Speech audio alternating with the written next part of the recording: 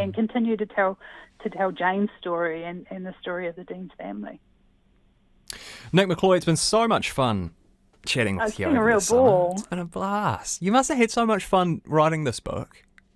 It was, like, I think when I decided to do it, I don't think I realised just how much research I'd have to do. But the real fun in it was just Jane and I learning around the country, you know, getting to meet amazing people who just put their lives and their souls into these buildings, and to meet the people of these stories, to meet Jane Deans and through her writing, and to meet Alva Brain through her life story, and to just stand in these places and think about these people's lives. It was a real honour to be able to do it. The book's called Who Lived There? It's by Nick McCloy with photographs by Jane King. And Nick, for the last time, it's been a real pleasure. Thank you. Thank you. RNZ National, you're listening to The Weekend with me, Emile Donovan. You can find all of those interviews with Nick McCloy, we did 8 in total, on our website, rnz.co.nz/The Weekend. And you can also get Nick's book, of course, with the photographs, as I mentioned, by Jane King. We're back after the bulletin, going to the press conference. RNZ News at 11. Morena, I'm Catriona McLeod. The Prime Minister Jacinda Ardern and the Director General of Health Ashley Bloomfield are to hold a media conference shortly on the response to the Omicron variant. We'll cross to the Beehive when they begin. Organisers of a collection drive have been inundated with donations to be shipped to Tonga and are asking for more drums to hold the extra goods. The Auckland donation drive at Mount Smart Stadium is on its third day and runs until 7 o'clock tonight. Aotearoa Tonga Relief Committee Secretary Pikilau Manaselua says they desperately need more metal, solid cardboard or plastic 44-gallon drums for people to store their emergency packs to send to relatives in Tonga. Due to health and safety reasons, bags and cardboard boxes are not allowed. Fire crews are still working to extinguish hot spots from a fire that broke out in Trentham in Upper Hutt yesterday. The blaze at Evergreen Crescent has burnt through 14 hectares. Helicopters are back in the air this morning and ground crews are working beside Rimutaka Prison. Fire and emergency say the fire didn't grow significantly overnight but did burn through more vegetation. Small hot spots are expected to be visible over the next few days. The Wellington City Mission is confident it has sufficient stocks of food and household goods to help vulnerable communities in the case of an Omicron outbreak. City Missioner Murray Edridge says the charity has been getting ready for a surge in demand. He says the mission's social supermarket is fully stocked and receiving new supplies most days. Police investigations are underway after bodies were found in Christchurch and Tauranga. Parts of Grove Road and Christchurch's Addington suburb are closed after a 37-year-old woman's body was found in her home last night. Police are conducting a scene examination and have launched a homicide investigation. A body was also found in Tauranga Harbour this morning. Police are trying to establish the circumstances of the person's death. Toxic algae has been found in 3 more Southland rivers. The Southland Regional Council's latest monitoring has found high levels of benthic cyanobacteria in the Waikaia River at Waikaia, the Mataura River at Mataura Island Bridge and the Whitestone River downstream from Manapuri Hillside. Earlier this week, the Aparima River at Ototo was found to be affected, joining active warnings already in place at the Waikaia River at Mahers Beach, the Hamilton Burn at Affleck Road, and the Waiau River near Excelsior Creek. The toxic algae can be harmful to people and animals, even through skinned contact. And that's the news. The chicks, what do they look like at the moment? Are they bright and colourful yet? Kind of like a little bald old man at the moment. They look a bit strange. Do you feel that you've been deceived here? I just feel ripped off. Good evening, Cheryl. Not a good evening, no. I'm actually quite grumpy. RNZ's Checkpoint with Lisa Owen is back tomorrow. You had your peepers on the markets. What can you tell us? There's a lot of things going on in the world to worry the market. All the news of the day, plus the latest business, sport, traffic and weather. Mandarin mousse and pavlova. Wonderful. Checkpoint with Lisa Owen. Back tomorrow from 5 p.m. on RNZ National. In news just to hand, New Zealand will move to red light restrictions at 11:59 p.m. tonight. The information has just been posted on the Unite Against Covid-19 website. More details are expected from the Prime Minister shortly. Now to the forecast from Met Service to midnight Monday, Northland to Waitomo, including Coromandel and Taumaranui.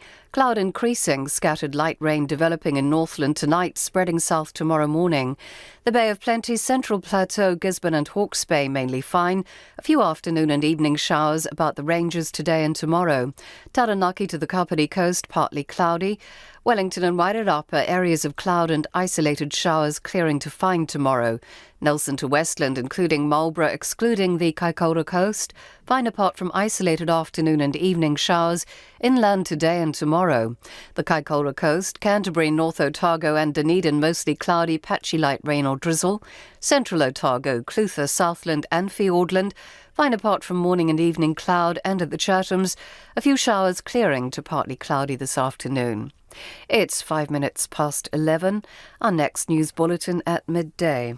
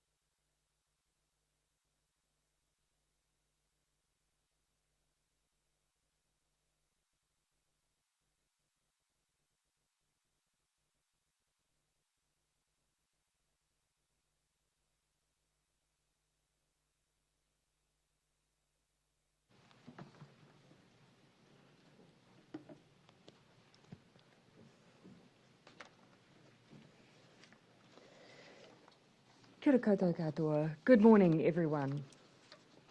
9 COVID-19 cases reported yesterday in the Nelson-Marlborough region have now been confirmed as the Omicron variant, and a further case from the same household was confirmed late yesterday.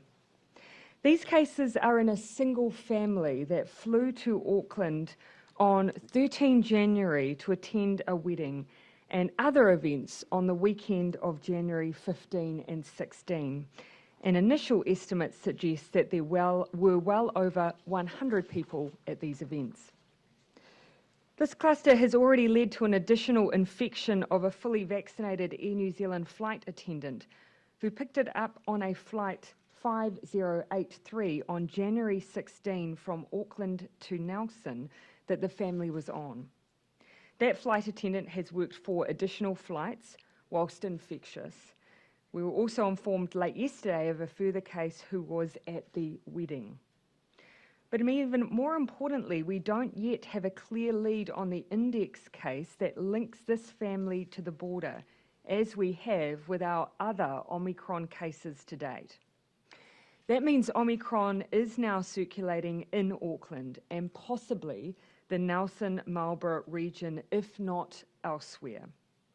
On that basis, as we have previously signalled, the whole of New Zealand will move into the red setting of the traffic light system at 11:59 p.m. tonight, Sunday, 23 January. As I set out this week, our strategy is to slow the spread of Omicron down. This includes boosters and public health measures such as mask wearing and restrictions on gatherings, while keeping the pressure off our health system to protect those most at risk of getting sick.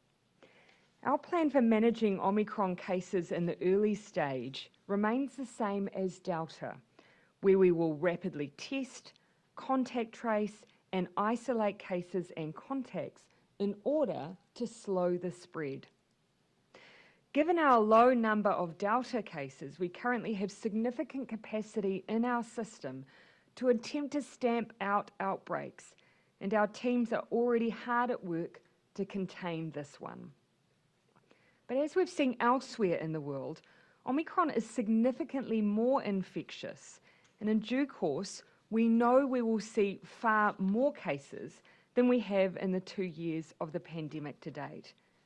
But the difference to previous outbreaks is that we are vaccinated and we are even better prepared. Limiting the threat of Omicron will take a team effort, like we've done before, and there is one task that I'm explicitly requesting New Zealanders to undertake as soon as possible: get boosted.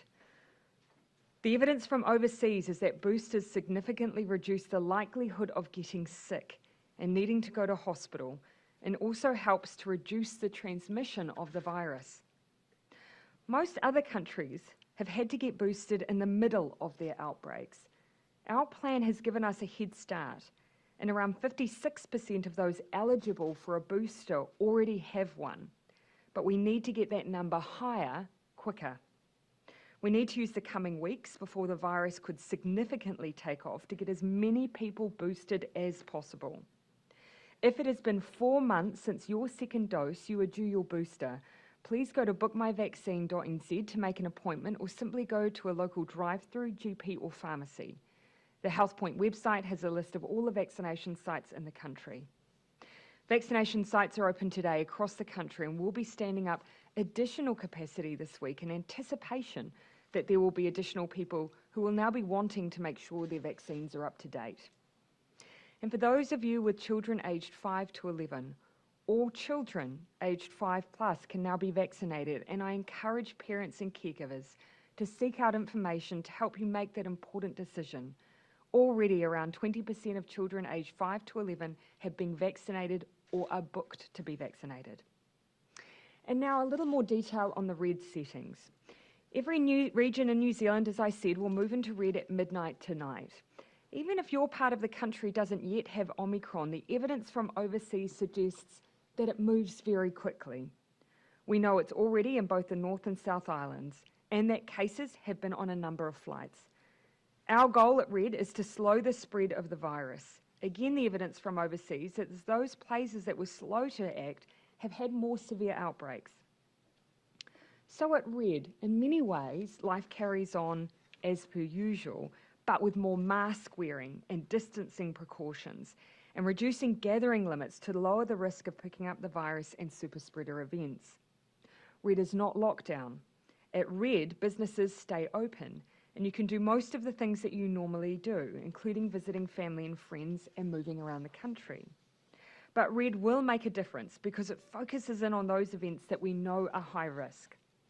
Hospitality businesses can open, but are capped at 100 people indoors, and customers must be seated and separated.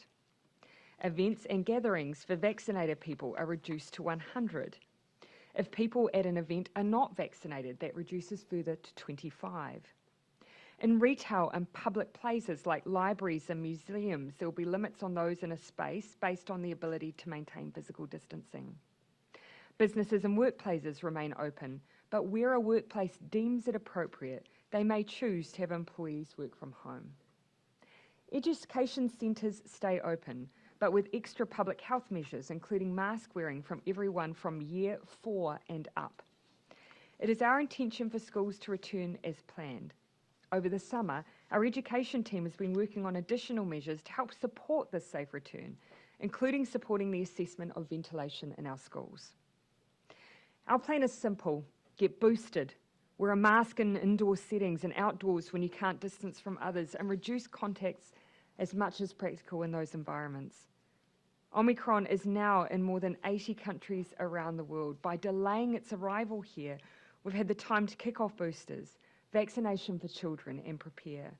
I encourage everyone to use the coming days to take steps at home and with your family, neighbours and community to make a plan. Resources to help you do this are on the Unite Against COVID-19 website. One of the most important things that people can do is to make sure that you and your family have a buddy, a neighbour or a friend who may be able to help out with delivering things that you need if you do become unwell. Help and support, including financial support, will be available for people who are isolating. Both the Leave Support Scheme and short-term absence payment are available for people who cannot work while they are isolating. Minister Robertson is here and we'll talk more to that shortly. Earlier this week, I talked about the fact that through the course of managing Omicron, we will be taking a staged approach.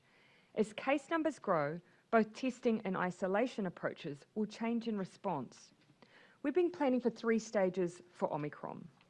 Phase 1 will include the period we have up to 1,000 cases a day or less. We expect this scenario in the initial stages of the outbreak and could take up to 14 days to arrive. At this stage, we're doing what we've successfully done with Delta, taking that stamp it out approach. And this will be familiar to you. Broadly speaking, it includes the same contact tracing, isolation, and requests that everyone who has symptoms be tested at a community testing station or at a primary health provider. PCR tests will continue to be used, but we will begin to integrate rapid antigen tests into these sites as required. If you're required to isolate during this phase, you'll receive advice and, if needed, support to do so. In this stage, you will need to isolate for 14 days if you're a case and 10 days if you're a contact. Stage 2 will be a transition stage where we adjust the system to focus much more on identifying those who are at greater risk of severe illness from Omicron, which will be a smaller percentage of cases. At the 3rd stage, when cases are in the thousands per day, we will then make changes to contact tracing, the definition of contacts and isolation requirements. Details of this stage of the outbreak we'll be providing in a full walkthrough with the Ministry of Public Health on Wednesday. But it's worth noting that we don't expect to be at this stage for a few weeks. Through the course of each stage, we have a test-to-work regime that will apply to our essential workforces to keep them going through the outbreak. I know that hearing these sorts of case numbers will sound deeply concerning for people to hear, and of course, we'll do everything that we can to slow the spread and reduce the number of cases we experience as a nation. But it's important to remember that COVID is a different foe to what it was in the beginning. Yes, we're not used to having it amongst us, and we still want to prevent people from getting it. But if you do, because of vaccinations, for most people it will be mild to moderate illness that you can manage at home. Why then, you may ask, are we going to such lengths to slow it down? For the same reasons we've always taken COVID seriously, because we're a team. And some of our team are immune compromised, some have illnesses, some have vulnerabilities, and of course many are older. All of these things means our team will not experience Omicron in the same way. But if one of us doesn't play our part, then someone else may suffer. We are stronger as a team than we are as individuals, and so now I ask that we all pull together again. Please be kind. I know not everyone sees this pandemic in the same way, but for the most part we're motivated by the same thing, and that's looking out for each other. So get boosted, start wearing a mask in all indoor settings, and get prepared to be at home should you need to be. We've spent the last 2 years preparing for this, and today I'm grateful for the position New Zealanders have put us in to fight Omicron. I'll now ask Dr. Bloomfield to give a little more detail on the cases and the information that we have to date.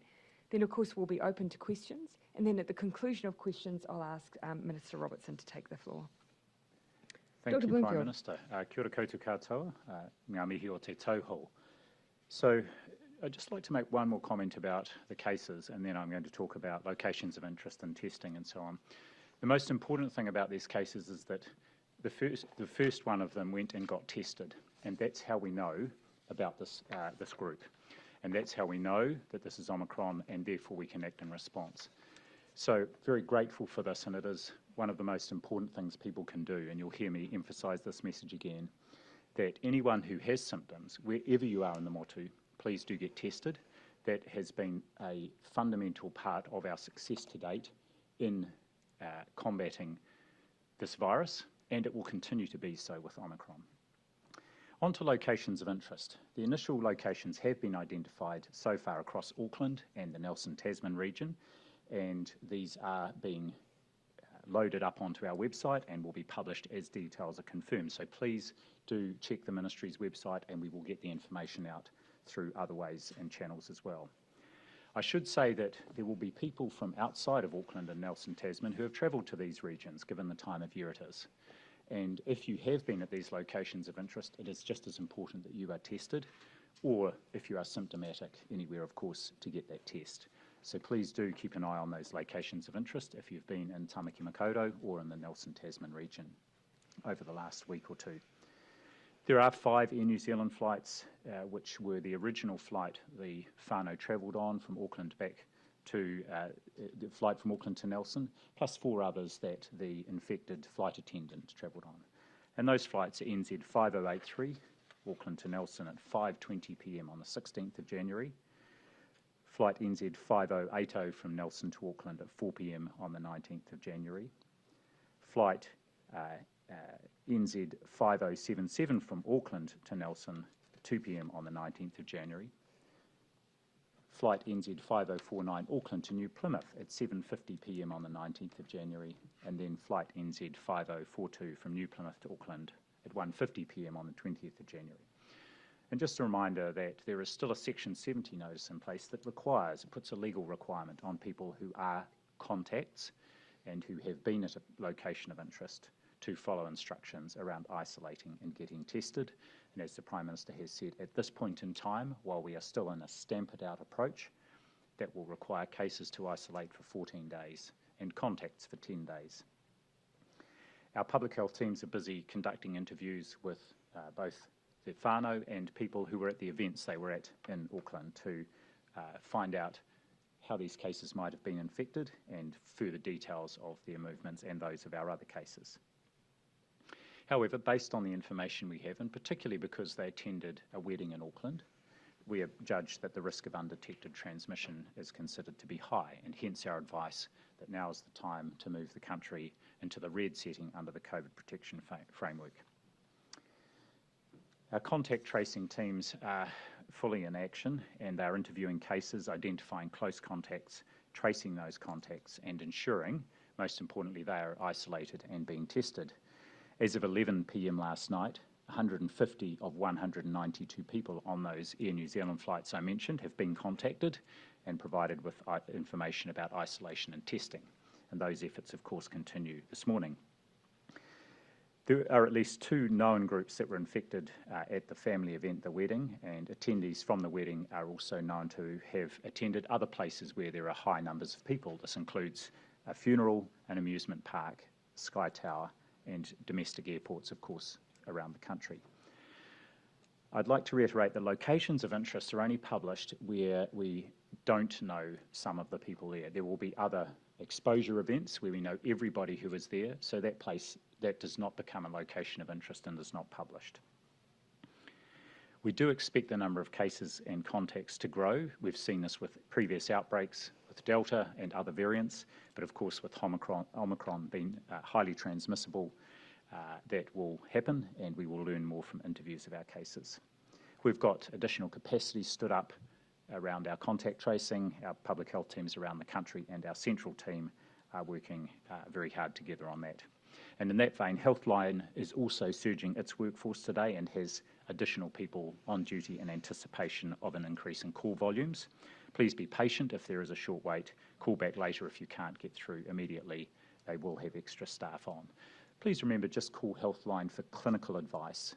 If you have been at a location of interest at the same time period as a case has been, then seek advice. But they are not there to provide advice around, for example, what the red alert level settings are and so on. That information is all available on the government's websites.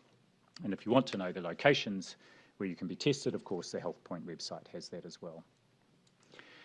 Again, just to reiterate the Prime Minister's point that at this stage, in a stamp-it-out approach, our testing is exactly the same as it has been right through the pandemic so far, and that has served us very well. It is our nasopharyngeal PCR swabbing that is done in a range of places and communities, and people will be very familiar with this now. So that is the mainstay of our testing. If you are symptomatic, please seek a test. Our DHBs have all been notified, and they will ensure there is good access to testing today and in coming days. Our teams will closely monitor that and ensure additional capacity is made available if needed. It's important the right people get tested. So please, if you don't have symptoms or haven't been at a location of interest, there is no need to get a test at this point. We need the right people to get tested so we can understand the extent of transmission at this point. I also want to reassure New Zealanders that anyone who needs medical care will continue to be able to receive that, in both in the community and primary care, but also in our hospitals. Our health system and our hospitals have good capacity across the motu. Our hospitals at the moment are 84% occupancy, which is actually pretty typical for this time of year, and ICU occupancy is under 70%. Most of these are people who have had surgery done and so require time in ICU. So if you need care, seek it. Don't hesitate to do so, and if it's an emergency, of course, call 111. And finally, our boosters and public health measures, as the Prime Minister has said, public health measures such as mask wearing and restrictions on gathering are designed to keep us all safe and keep pressure off our health system to protect those who are most at risk of getting sick and ensure that our health system can continue to deliver care that all New Zealanders need. Our plan in this early stage continues to be rapid testing, contact tracing and isolation, and that will help us slow the spread we know. We don't yet know the source for these community cases, and we are investigating what that might be. And the important thing at this point is we find out the extent to which there is spread in the community, particularly in Tāmaki Makaurau. So it's essential that anyone with symptoms or who has been at a location of interest does get tested. Finally, and just to reiterate the Prime Minister's comment, it's more important now more than ever that everyone right around the country continues to play their part as they have for the last almost exactly 2 years. If you wonder if that makes what that means for you, or if what you do makes a difference, it most certainly does. And thank you in advance for your support. All right.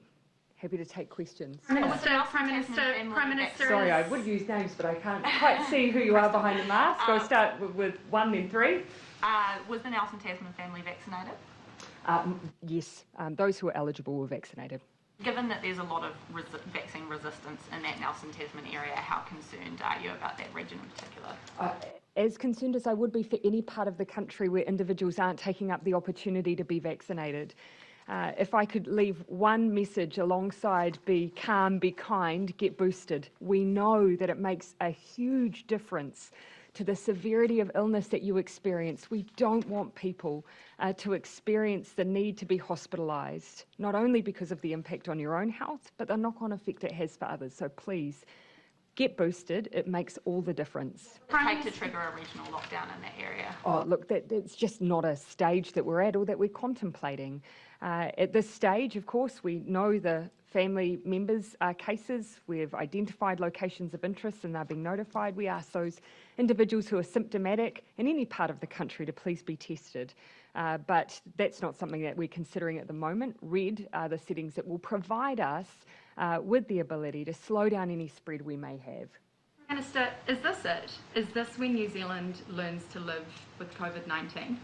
We've always taken a different approach to other countries. You know, we don't want to be complacent or simply just accept that people are going to have COVID. There are many good reasons why we want to continue to take approach of slowing it down as much as we can.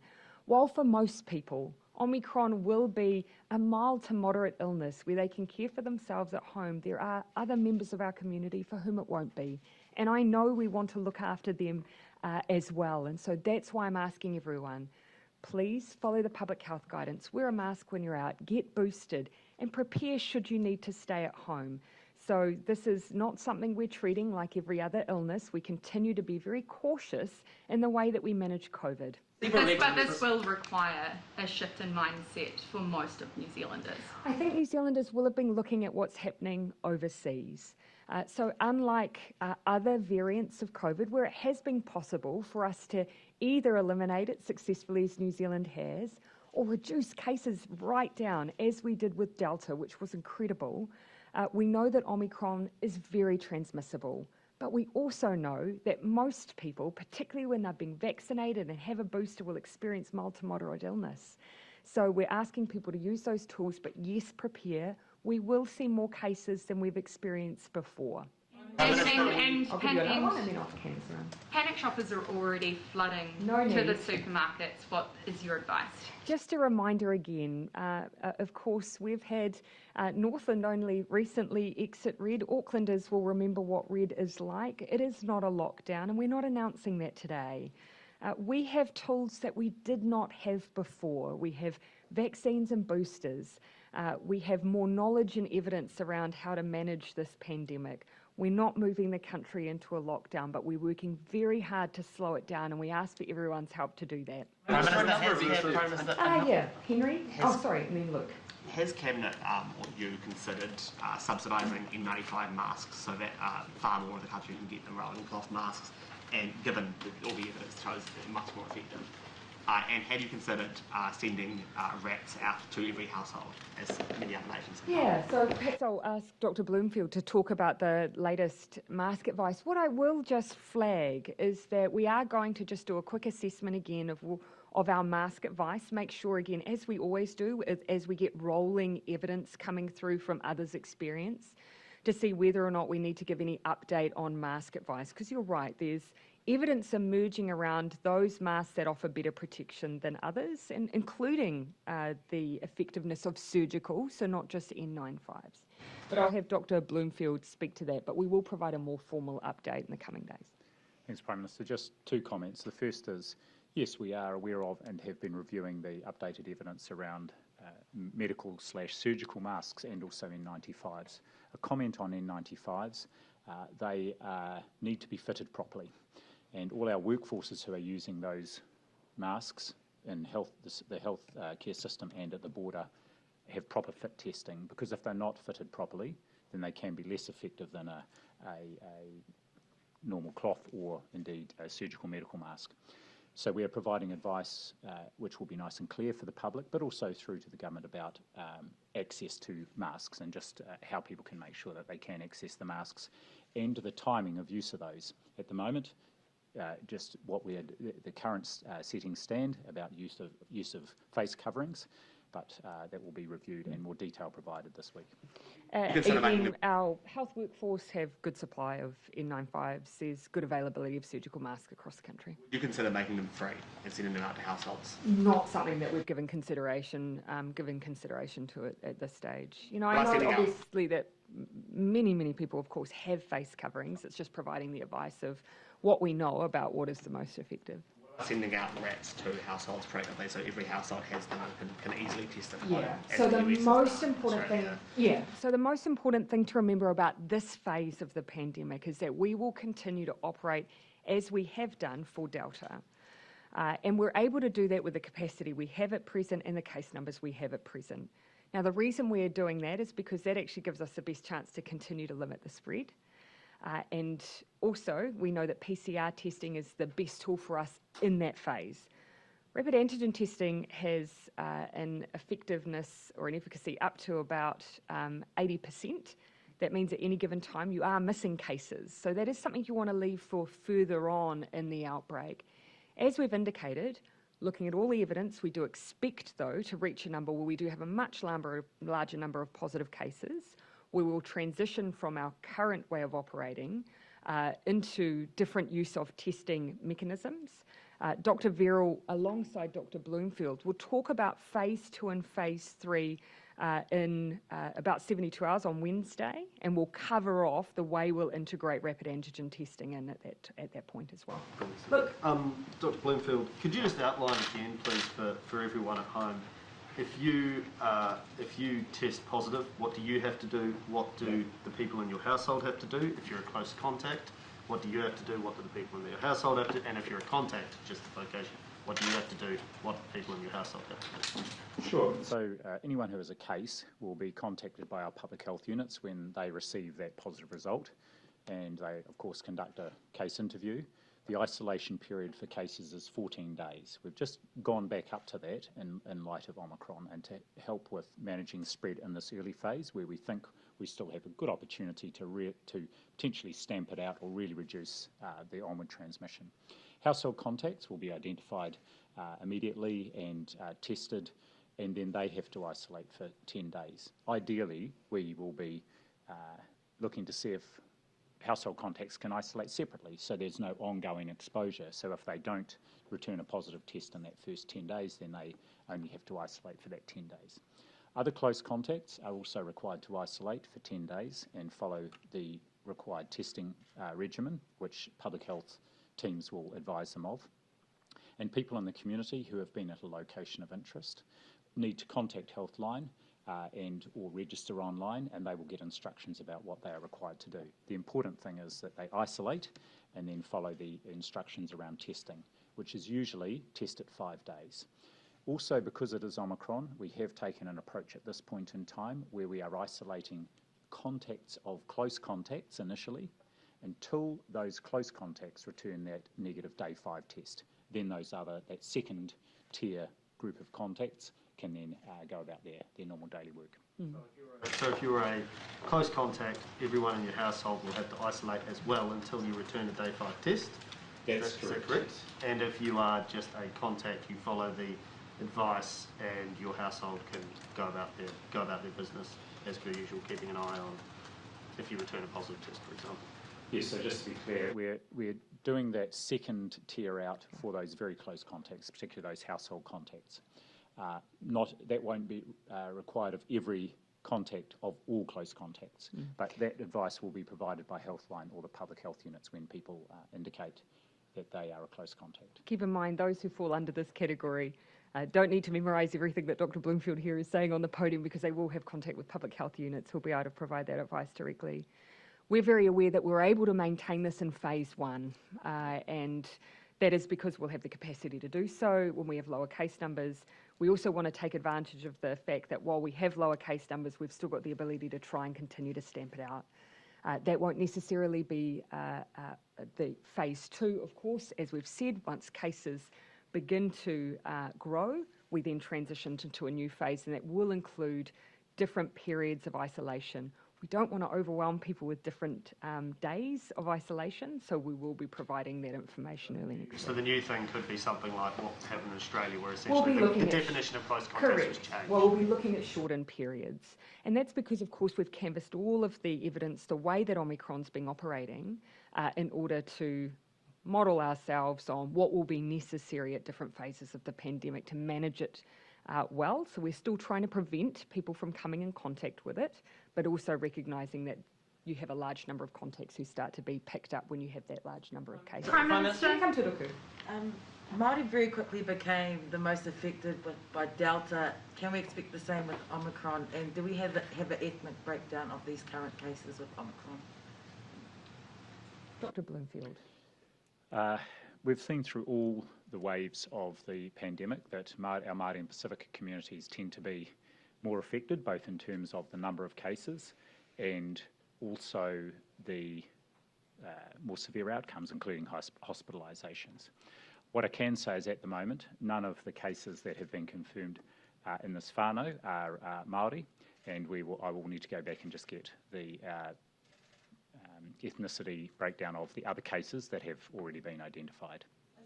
Doing that's different now to make sure that we don't have that big, those effects on Māori and Pacifica families that they felt during Delta. How are we going to make sure that doesn't happen again now? Probably two elements will be critical for the Omicron outbreak. One will be, again, vaccination, because we just know what a critical difference vaccinations will make to the severity of illness people experience. Now you'll know that we're at 89% at least partially vaccinated for Māori. We want to keep driving those numbers, and particularly we are focused on the booster campaign and making sure that we're reaching Māori communities and Pacific communities with that booster campaign. The second really important element will be making sure that when we have a larger number of cases in the community, that we've got systems in place that still enable us to recognise and identify when we have vulnerable individuals who have a COVID diagnosis. Because most will be able to isolate safely at home. But for those who may have pre-existing conditions, we need to identify them quickly, make sure that they have a proper medical assessment and have the care that they need. So that's something that we've been working on as part of that first Delta outbreak. We have that in place. We need to make sure that it can scale up and work appropriately when we have a larger number of cases, though. Prime Minister, a number of experts, or Susie Wiles, Michael Blank, have expressed concern that the red traffic light setting won't be enough to slow down Omicron. They'd prefer to see, Susie Wiles anyway, would prefer to see high-risk activities like restaurants shut down completely. What do you say to that? Well, we've actually been looking at other countries, a range of other countries, and whilst it's quite hard to compare because they'll either have different border settings or they would have been at different stages with their booster campaign, but trying to look at the mix of public health measures that we're seeing overseas and the impact that they may have alongside others. Keep in mind, we, of course, have the red settings, but we are also still isolating people as they come in at the border, so we don't have the same seeding that many other countries have had. But we will keep looking at that evidence, keep looking at what we may want to do. At this stage, we're not considering, for instance, the closure of hospitality. That is not part of our plan. You will see, though, that red does require a change for high-risk events like, for instance, nightclubs have to move to seated and separated. We know that that will have a large impact, but we already identified, and you can see from the outbreaks in Australia in particular, that those are high-risk events, so that's one thing we can do to mitigate against that. I'll let you have a follow-up there. I know you've said modelling is incredibly variable, yeah. But I know Auckland DHB last week was talking about 1,800 cases a day. I wonder whether Dr. Bloomfield, you have any nationwide assessment or figures that you can share? They're highly variable, and so whilst what I'll say here isn't necessarily a modelling scenario, what we've wanted to do is test our systems under a scenario where you've got less than 1,000 right up to 50,000. We need to be able to test systems for a very wide range. Now, that's not to say New Zealand will experience that, but we want a wide range of scenarios that we can prepare for and work very hard to end up on the lowest end of the scale that we can. Just to add to that, the most useful thing about modelling is as an input into scenario planning for both the health system and the wider government sector, and indeed for the private sector. So, as the PM said, we've got a range of results from different modellers, and the key thing here is we've used that to inform these three scenarios that we've planned to, and about which we will provide the detail during the week. Dr. Bloomfield's right. That should not be referred to as modelling, but scenario planning. And I think people would expect us to think about both low and extremely high scenarios. Could we cope with 50,000 a day? Sorry, could we? Could we cope with the We've 1,000 cases a day? designed systems that are designed around that. Of course, as I've said, we are working, and all of our strategy is about putting us on the lower end of the spectrum. But this is a variant that entered into the world's knowledge in November. We still don't have the ability to truly assess, given the very different circumstances of every country, precisely what will happen here.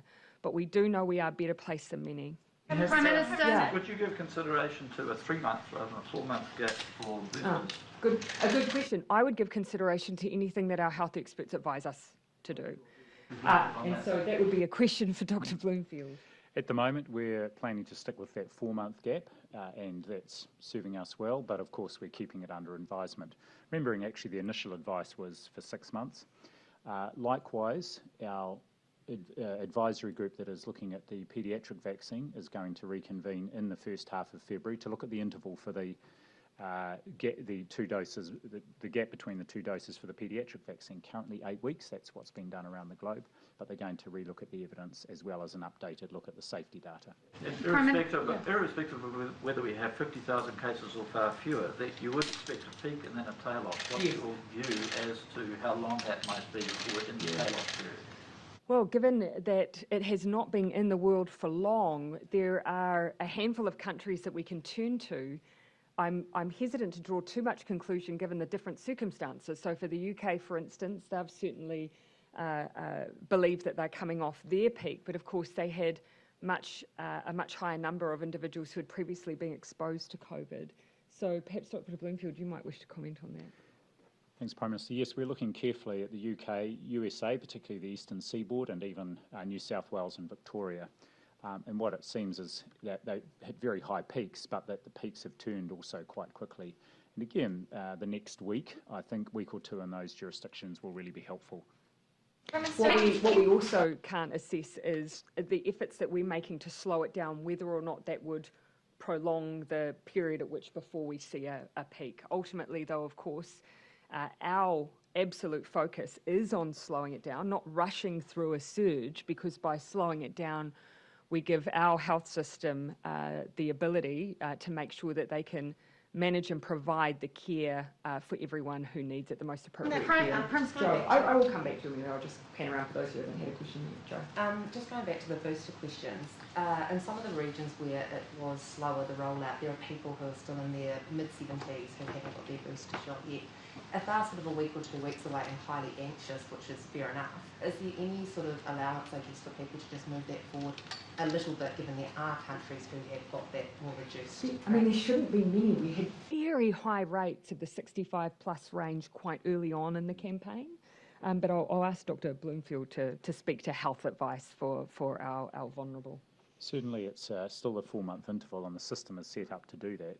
But as the Prime Minister said, our rates for over 65s were high right around the country, and particularly in aged residential care. And all our district health boards are positioned to have all our aged residential care people with their boosters by the end of this month, and are moving very quickly through that group 3 and those other groups that were vaccinated earliest. I also just asked too, that number, 56% I think it was, of those eligible. Correct. What is the drive that you're going to do around that? Do you think that the, arrival of Omicron is going to put the fear into people anyway? Well, we have expected 2 things butting up against each other. We've been talking to our teams about what they're seeing and what their view is on why, given the availability since the beginning of January for the 4-month interval, and in fact boosters have been available since the end of November, view seems to be that holidays have had a large impact. Our view is that with both holidays coming to a firm conclusion for most, and with Omicron's arrival, that we've been prepared that at the point that happened we would see a surge. We've got a lot of capacity already available in the system, so please to everyone, jump online, book now, or drop into a walk-in centre or a drive-through, because we're ready for you and we'd be very keen to see you. Last one, and then I'll come to one last question. Just in terms of that paediatric vaccine rollout, appreciate you're looking at the timing stuff, but would any consideration be given to not opening schools until that paediatric vaccination rate gets higher? That's no, and nor is that the advice that we've been given from any of our experts, that should be a course of action, and keeping in mind as well, Actually, we've been very careful here. Paediatric doses are not linked to any requirements, are not linked to vaccine passes, not linked in the ability to go to school, and we're very careful to decouple those things. This is a choice for parents, and we do not want there to be any impact on a child should they not be vaccinated, but of course we will keep encouraging parents to make that choice. Prime Minister, I'll come to Amelia and then back over to... Yeah, thank you. Can you just detail what that test to work policy is? So broadly speaking, of course, what we've seen overseas is that when you reach higher case numbers, contact tracing and isolation requirements have a heavy impact on essential services, particularly the movement of food and goods right through to medical care. You will have already seen in part of our management of COVID that we've implemented in particularly the health workforce the ability of daily rapid antigen tests as a way of allowing continuity of workforce safely. So what we'll be sharing a bit more detail on are those other areas where people will be able to use rapid antigen tests on a regular basis to enable their workforce to stay in contact with work if they're a contact. As you said, we're going to need millions of rapid antigen tests. Where are they? Two things. We've got over 4.5 million, another million coming in this week, tens of millions on order. For the first phase of the pandemic, though, given the fact that a rapid antigen test can miss as many as 20% of cases, we will continue to use PCR testing, and as our cases grow, integrate rapid antigen testing. For businesses who are essential, many have already ordered their own rapid antigen tests, and would encourage businesses to continue to explore to do that as well, whilst we work with them to ensure that those essential services also have access to rapid antigen testing. At which phase, in which of the three phases will the border settings be adjusted? Because at the third phase, when we're getting thousands of cases a day... That's a date rather than a phase. So as you'll know, we've already set that date for the end of February. So that's when we can see a relaxing of the border settings for Kiwis coming home? Those details we set last year. Cabinet has made no changes to those settings. Keeping in mind, still requires self-isolation, and like many other countries, we are still taking very seriously the role of using the border to slow down cases. So we will still be using self-isolation, and it is a phased reopening. Prime Minister, how does the Omicron variant change the way we're looking at the traffic light system? Are we going to be having reviews on it? Will we be looking at the next 4 months, the next 6 months in red? Yeah. Look, at this stage, everyone should plan to be in red for some weeks. We're right at the beginning of this outbreak. We will continue to assess whether or not we're in the position to reduce down those restrictions, but given we're right at the beginning, we will see what we're likely to experience over the coming weeks. As for the settings within it, you will have really heard me say we're looking at whether we've got mask use as comprehensive as we need. But as we did with our old system, we continually assess to make sure we've got the settings in the right place. And just on the cases in the Nelson Tasman region, is that in Motueka, and how... You'll see the locations of interest identify Motueka. Is there any concern, because there was Motueka, Golden Bay pockets of the West Coast which did have quite low vaccination rates. Are you concerned about the booster rollout in that region with those cases there?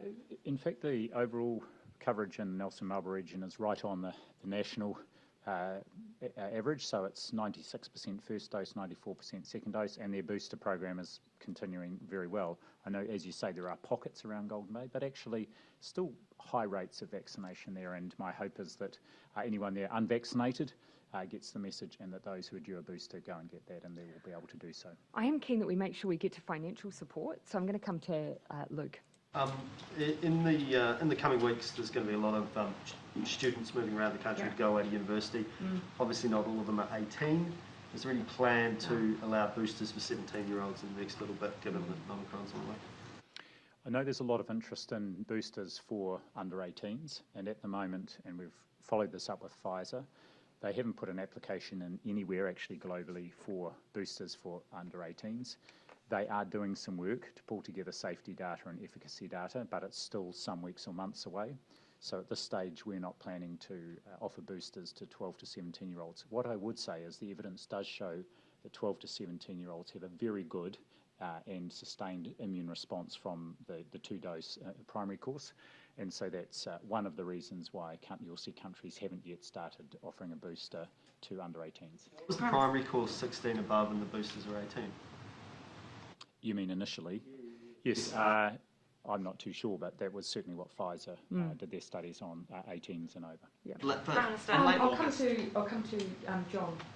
Prime Minister, what is your direct message to the roughly 214,000 people who still have not received any jabs at all? And how will the traffic light setting affect weddings, including? So on the first question, to anyone who is not being vaccinated, please reconsider. We still know from all of the evidence and data that it's the biggest difference that you can make to this pandemic, to yourself, to your family, to your community. For those who have made the decision and that we're unable to shift, I would just ask, there are other public health requirements in place. Mask use is incredibly important. The gathering restrictions are all there to protect one another.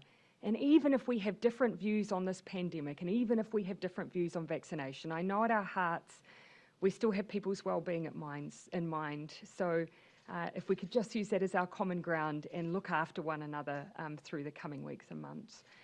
When it comes to events, whether it's a birthday or a wedding or any kind of event of that nature, gathering limits of 100 do come in with the red settings at 11:59 p.m. tonight. So it will very much depend on the nature of an event and whether or not they, of course, are using vaccine passes. If they're not, then it reduces to 25.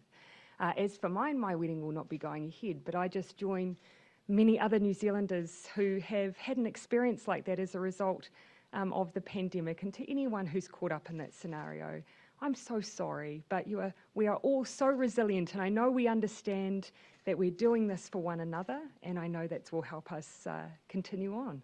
How are you feeling about that? Oh, such is life. Oh, anything else? We'll finish with you, Amelia. That must be pretty gutting. Oh, I am no different to, dare I say it, thousands of other New Zealanders who have had much more devastating impacts felt by the pandemic. The most gutting of which is the inability to be with a loved one sometimes when they're gravely ill. That will far outstrip any sadness I experience. All right, everyone, I'll now hand over to Minister Robertson.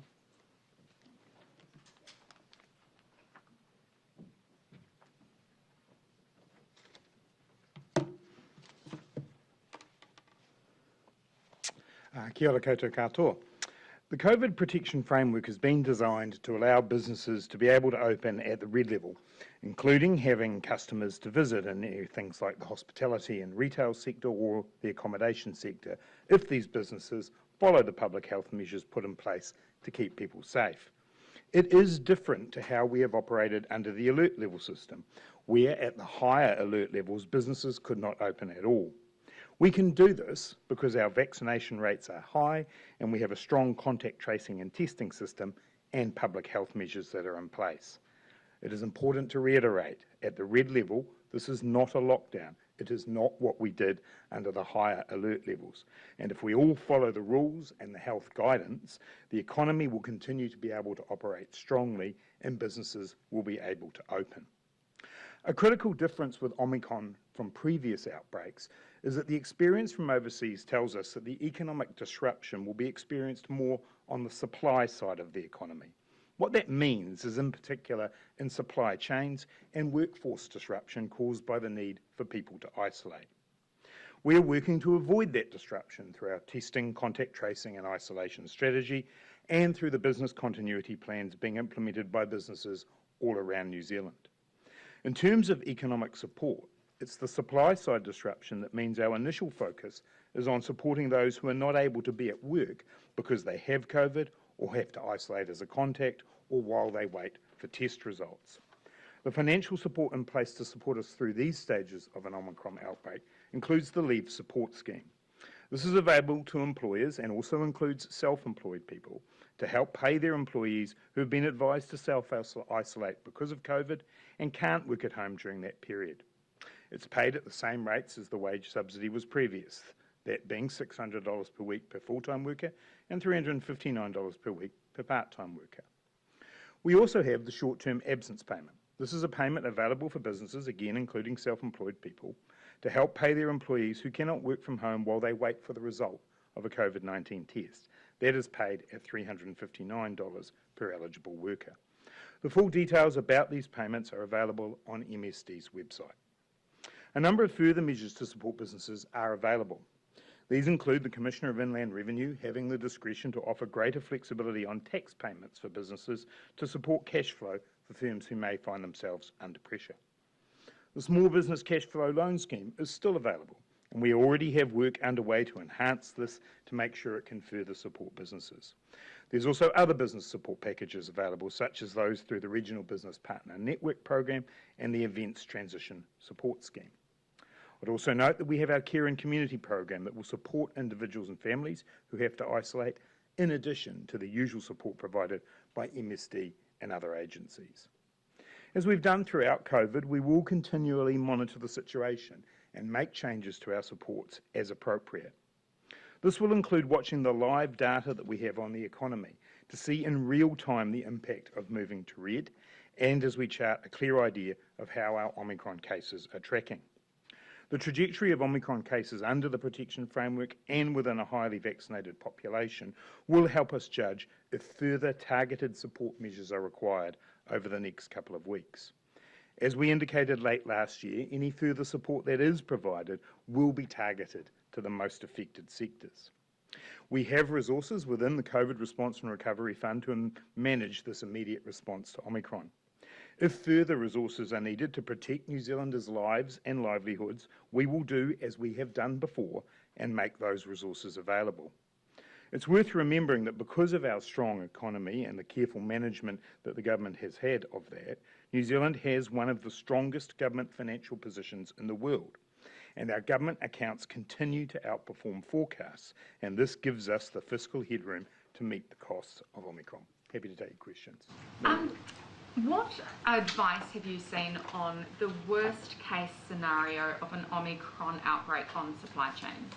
Oh, look, I mean, obviously when we look at what's happened in jurisdictions overseas, there's been quite significant disruptions to everything from the ability for businesses to open because staff are isolating through to supply chain issues. What we're trying to do now is get in front of that, and you heard the Prime Minister talk about some of the ways that we're looking to do that with the testing regime. I also know that in the business continuity plans that businesses have put forward, they're already looking at the way that they can separate people into different teams. So if some people have to isolate, others are able to take over. In terms of a specific cost, it's very, very hard to be able to estimate that. Some of the modelling that I've seen is if you had, say, 25,000 cases a day, then the Leave Support Scheme would be costing $50 million a week to pay out. But in terms of the overall cost to the economy, actually at red, it's about $50 million a week more than it is at orange. So I think that's just under $200 million a week. Businesses have been asking where the plan has been for weeks now, and this is the first time that they're seeing the phased response. Why has it taken so long, literally in Omicron, in the community for these plans to be put into place? I don't think, well, obviously the plans get put into place once there is Omicron in the community, but the work on them has been ongoing for some time, since last year when Omicron first arrived in the world. And the Ministry of Business, Innovation and Employment, I know, has been talking to businesses and business groups consistently over the last few weeks to identify the best way for this to be managed. Also, as the Prime Minister made the point, everywhere around the world, countries are learning every day about Omicron. It is behaving differently than others, and so we have the advantage of learning from that. But equally, I think we've learned over the last 2 years that we have to be very flexible and very nimble, and as I indicated earlier, we will monitor in real time the impact of shifting to the red level. And the COVID leave support scheme could get very expensive very quickly. Can we afford it? Yes, we can, and we can. To be perfectly honest, we can't afford not to do it. One of the most important things we know here is that if people do get sick, they do need to stay home and isolate. That's how we limit the spread, and so therefore it could be a much worse situation if we didn't. And I think if you look around the world again, one of the important things is the lesson that we can learn from having the kind of restrictions we have actually allows both the economy to keep going, but also come back much quicker. Do you have details of how much exactly is left in that COVID-19 fund? And I think, as you've said before, you confirm that you are prepared to borrow more if needed? At the budget policy statement, there was about $4 billion left in the fund. There have been some further calls on that for vaccine purchasing and so on. Obviously, we will, as I said, do as we have done throughout this and find the resources we need to protect New Zealand's lives and livelihoods. Our level of debt is lower than we had expected it to be. We have the fiscal headroom because the New Zealand economy has done well, in part as a result of the way in which we've approached the pandemic. So we will have the resources we need to support New Zealanders. Sorry, just on behalf of our sport colleagues, the Women's Cricket World Cup is being hosted in New Zealand in March and April. Do you foresee this 100 people in attendance cap still being in place for that event? Well, obviously we don't know how long this will last. You heard the questions earlier on about when a peak occurs. The Women's Cricket World Cup organisers have been planning for the tournament to take place in the red setting, and it can absolutely do that. Bear in mind, when we brought the red setting in, it is possible using the defined space rules to have effectively pods of 100 people, as long as they can keep separated from one another and come in and out of a venue separately. And I know the Women's Cricket World Cup team have been thinking about that if it is necessary. But that is, as you're saying, 6 to 8 weeks away from it for the peak of the tournament. So there's a lot of water to go under the bridge. So should people expect to see empty supermarket shelves with the likes of truck drivers and supermarket workers having to stay home and isolate? So we're working very hard to avoid that. And we've been working closely with the supermarket sector, with the supply chain and logistics sector to make sure we don't end up in that position. That's the reason why you've heard the Prime Minister today to talk about the test-to-work approach for those critical and essential industries. I also know that there's business continuity planning from those businesses to make sure that they have their teams organised to maximise the number of people who can be available. One thing I would reiterate is that there is absolutely no need to be out there panic buying. Supermarkets stay open right throughout the red level. There's absolutely no need for anyone to do that. Obviously, we're asking people to think about what stocks you might need if you get sick, but there's plenty of time for everybody to get what they need. Henry. Summertime with lots of festivals and things coming up. What's your message to event holders, like way down south, far away from where these cases are, that are going to probably have to cancel their events from tonight? Look, what we know from around the world is that Omicron spreads incredibly quickly. It's highly transmissible. It's already in the South Island, we know that. And so this is the best precautionary thing that we can do to make sure that we minimise the impact of Omicron and get back going as quickly as we can. It's been tough over the last few years for people who organise events, but I know that they themselves have been planning for this, and we're going to work together to make sure we can get back to having those festivals as soon as we can. Is it still your intention to essentially exclude businesses who refuse to use a vaccine pass from as much government support as possible, or do they deserve support much like everyone else? Well, obviously, when it comes to the workers and the focus that we've got here on the leave support scheme and the short-term absence payment, we want everyone to be able to get those, and there's no restriction on people's ability to be able to apply for them if they happen to work in a business that's not using the vaccine pass. More broadly, as I've stated, my personal view is that if people were not prepared to become part of the vaccine pass, that we needed to look to see whether or not that was appropriate, that they had government resources. At this point, we're still in the watching phase when it comes to what further support might be needed. And on the question of things like free masks for every household, free rats for every household, is there any fiscal objection to that, or is it reasonably affordable within the kind of... We've always taken the advice of our health officials on these matters. As I say, we've spent a large amount of money on behalf of New Zealanders to protect their lives and livelihoods, and we will continue to spend the money that is required to do that. But also, it's not just a health investment. And I know you've heard me say it many, many times, but the best economic response remains a strong public health response. It's the thing that can get us back to a state of relative normality. So no, it's not a fiscal issue. Minister, on a similar rat-related question, can you just clarify whether businesses will get rat tests, or will they have to buy their own, or will there be some combination of measures to assist businesses that want these tests? So there'll be further comment made on this on Wednesday, as the Prime Minister suggested earlier. Many larger businesses have their own stocks of rats. They are perfectly able to order those now, so they are able to order them themselves, including from offshore. We will be working with businesses around the provision of those. Obviously, we've particularly got in mind small and medium enterprises who might not have had the ability to have access to them. But the initial phase, as the Prime Minister indicated, is particularly around those essential or critical workplaces, those that are involved in important industries like electricity, water and so on, but also logistics, supply chain, transport. That's our initial focus, and we're working closely with them. And Dr. Vera will have more to say about that on Wednesday. So, have you received any advice about what proportion of the workforce or how many people might be off sick, essentially, or isolating during whenever the peak of this is? In terms of a proportion of the workforce, no. As I mentioned before, the scenarios that both the Prime Minister and Dr. Bloomfield were talking about, if you pick sort of a midpoint one, the 25,000 per day one, you've got 350,000 people self-isolating.